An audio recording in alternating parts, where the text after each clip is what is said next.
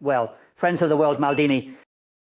A 1-1 draw between Real Madrid and Atlético de Madrid in a match that had a lot going on. It featured, among other things, that controversial play that we're going to analyze with that penalty. In fact, amen. And regarding the Lino, I'm going to talk a lot about where football is going from whether it seemed like a penalty to me or not.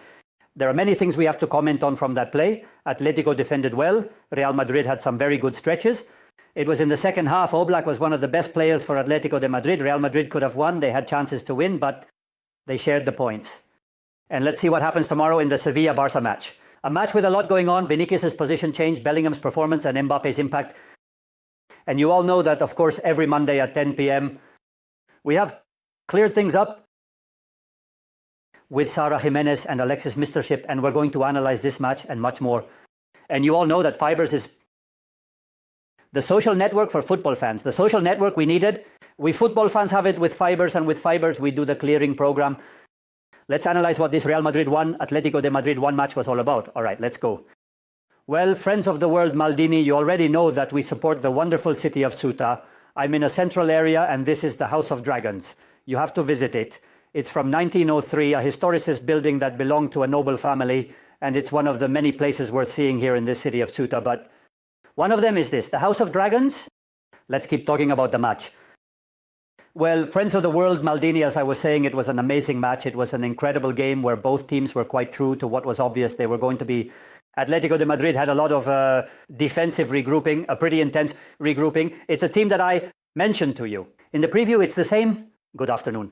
Here on your channel, Mundo. Maldini, it's not a team that presses high up. It's a team that defends well. They are the least scored upon team in La Liga and feel quite comfortable when the opponent has the ball. And despite the talent that Real Madrid has, logically, I haven't seen, except for a few minutes in the second half, them looking too uncomfortable against Atlético de Madrid. To Atlético Madrid, that's the reality. Madrid has created danger, of course, after scoring that equalizer goal, Kylian Mbappe's shot that hit the crossbar. There were moments when Madrid really pressed and did manage to tear Atlético de Madrid apart at the back. But the reality is that Atlético de Madrid controlled Real Madrid quite well. Within what can be controlled, they counterattacked with danger more than once. And I want to say a few things. First of all, well, I was telling you earlier that we're going to talk about the play. There's controversy over Julián Alvarez's penalty goal, that play by Tchouameni on Lino, that stomp, because there's a lot to discuss about that. But I also want to focus this video a bit. In the match, of course, and on Vinicius. Vinicius had a second half that was, for me, very good. Really, really good, unstoppable. Breaking through. Time and time again, he has created a clear goal-scoring opportunity with that shot that Oblak brought out in the final stretch, but when he played more on the left in the first half, at the end, I think I even saw a play in which he asked Lucas Vázquez to go to the left wing with Vinicius to open the field a little more, because against a team that is very withdrawn and that defends the area very well and where everyone is very supportive, without the ball, like Atlético de Madrid, Real Madrid needed width. What we always say is that to be deep, you have to be wide. That's obvious.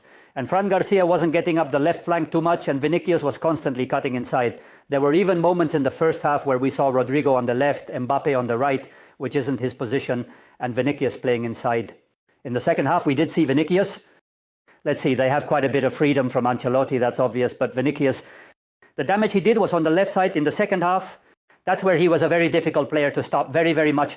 Then Maldini came in to try to stop him. Llorente moved to the midfield, and there, logically, Atlético suffered a lot. Bellingham went from being more to less, because you'll see that he ended up exhausted in the match. It's clear that Jude Bellingham has gone quite a bit from more to less. And Madrid had some very good stretches in the second half, but they attacked poorly in the first half. Atletico defended well, and Real Madrid attacked poorly. I think one thing is a consequence of the other, or the two have really come together, because Madrid has been a team that he hardly found any opportunities in the first half. He barely managed to make those through balls, and because of that, it was really tough. We didn't see the best match from Jude Bellingham, not even close to his best match. Did Valverde have any chances to arrive from the second line for a shot?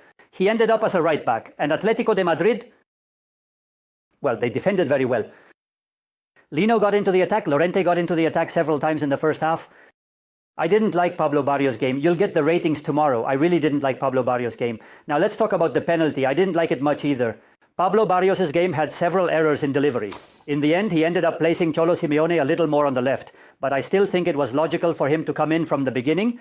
Pablo Barrios in the match, because he's a player that Atlético de Madrid needs against a rival that in theory is going to dominate you. in theory and in practice, because Atletico de Madrid knew they were going to dominate Real Madrid just like they did.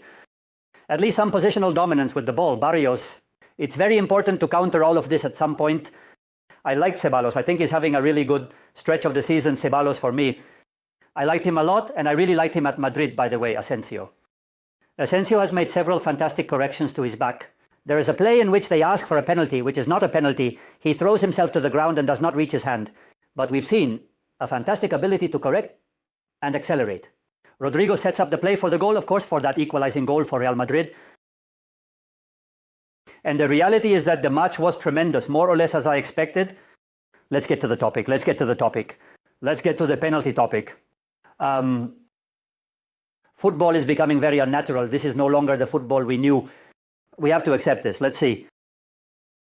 With the rules, it's a penalty because a defender is stepping on an attacking player. With the rules, it's a penalty. I don't think there's any doubt that according to the rules, it's a penalty. Now, the ball had passed. This is really, I think VAR was introduced to improve refereeing, but what it's doing is causing more confusion. I believe that VAR, and I've said it 1,000 times, should be used for plays that are blatant, scandalous. In this play, Lino had already lost the ball and Tchouameni makes a blunder. The fact that it's unintentional or that it is unintentional doesn't exempt him from being able to do it. Penalty, I've said it many times. Many times the vast majority of penalties are committed involuntarily. A defender doesn't say, I'm going to commit a penalty, but it happens as a result of playing the ball. The ball had already passed Lino and Tchouameni. It's clear that he steps on him. When they send the referee to review the VAR, the referee is already really committed because they're already telling him when they call him that what he decided on the field isn't correct. And he sees Tchouameni stepping on Lino and calls a penalty. As soon as I went to VAR, I knew he was going to call it penalty. It seems to me that we're distorting football with these things. They're often calling it based on the picture, and the picture is clear. The picture is that Tchouameni steps on Lino. If we look at the action, Salomon had already lost the ball. In football, what I think should be ideal, honestly, and I don't care about the colors. I don't care if it was in favor of Atlético de Madrid or in favor of Real Madrid. In the football that I understand as ideal in the game, that doesn't seem right to me. Penalty, but I understand that once the referee goes to the monitor to check it out, he calls it because he sees the picture and they're urging him to call it. And he ends up calling it. By the way, Julián Alvarez took it very well and scored the 0-1 for Atlético de Madrid. Very good stretches. From Madrid in the second half, and Atlético de Madrid is a team that can defend well at all times. It's hard to see how Atlético de Madrid is being dominated. Madrid has dominated them. They have dominated him. Madrid has dominated them. Oblak had a great game, he had a great game. He has saved several very difficult goals.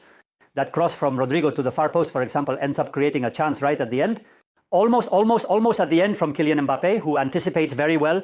Mbappé has been good, by the way. I liked Mbappé. He moved really well. There was a play he had where I think he made a mistake. And he doesn't pass it to Vinicius on a ball that he shoots with his left foot almost without any options. Physically, Madrid has had moments where they struggled, but in the second half, I think Madrid played a very complete second half. Very complete. Friends of the world, Maldini. The second half of Real Madrid was very complete. Tomorrow you'll have the ratings where I'm going to talk a lot more, of course, of the two teams, player by player. We are going to make the two teams, of course, and we are also going to make the referee. And you'll also get a Wisecout report with the press conference from Cholo Ancelotti, analyzing many tactical details that have been very interesting, especially the changes that Cholo Simeone made in the second half, like changing Llorente's position twice, moving Barrios a bit to the left. At times he also had Guilherme a bit further back. Also, Cholo Simeone made quite a few modifications to try to improve and to prevent Madrid from overwhelming them. Cholo Ancelotti only made a change, very late, with 10 minutes left. When he made those two changes, that's something that the Real Madrid coach gets criticized for quite a bit. Tomorrow I'm going to comment on the Sevilla-Barça match on Cope. It was an amazing match too. And you will have, of course, besides all the videos I've mentioned about this match, from this derby, you'll also have, of course, the analysis of this Sevilla-Barça and much more. And the Champions League is back after that on Tuesday with Manchester City versus Real Madrid. Honestly, we're in a spectacular moment of the season. A hug by